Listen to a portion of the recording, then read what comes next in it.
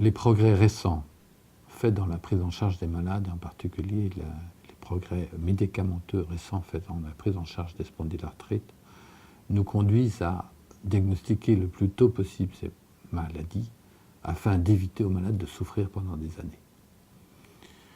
Nous n'avons pas encore la preuve que ces nouveaux traitements, très efficaces sur le plan douleur, très efficaces sur le plan limitation des mouvements, empêchent l'évolution de la maladie. Mais de plus en plus, on pense que ça empêche un peu l'évolution de la maladie. Le traitement de la spondylarthrite repose sur des traitements symptomatiques et des traitements de fond.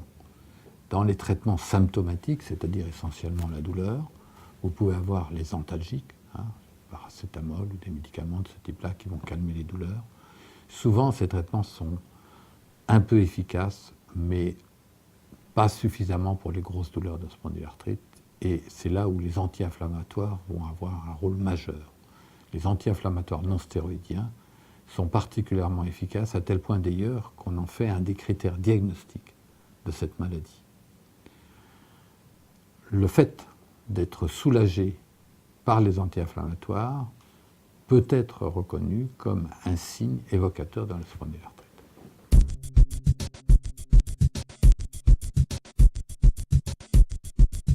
Le traitement de la spondylarthrite ne repose pas seulement sur des traitements médicamenteux.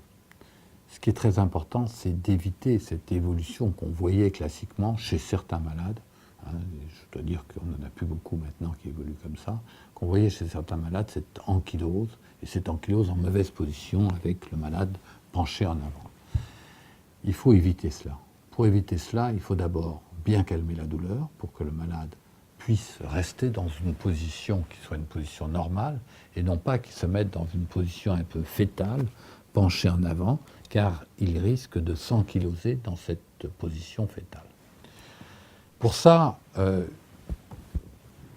en dehors du traitement médicamenteux, en plus du traitement médicamenteux, il faut faire de la kinésithérapie pour apprendre à bien faire les mouvements, pour apprendre à ne pas se déformer.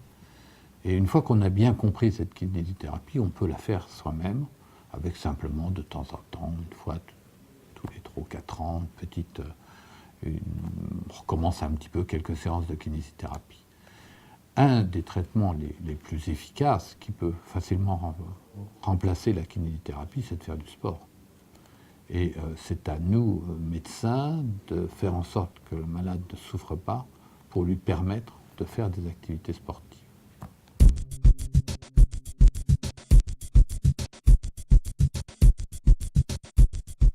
Je crois que ce qui est important dans la spondylarthrite, c'est de ne pas souffrir, de faire en sorte que le malade souffre le moins possible.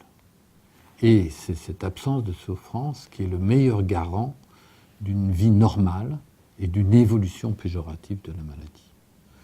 Donc il faut que le malade comprenne bien qu'il vaut mieux prendre un petit peu plus de médicaments et ne pas avoir mal que de vouloir supporter sa douleur. Car s'il supporte sa douleur, il va se mettre souvent dans des positions qui ne sont pas bonnes pour l'avenir. Alors, sur le plan prévention, c'est essentiellement la prévention des déformations qu'il importe de rechercher. On voit maintenant de moins en moins ces déformations que l'on pouvait voir avant parce que les malades sont mieux pris en charge.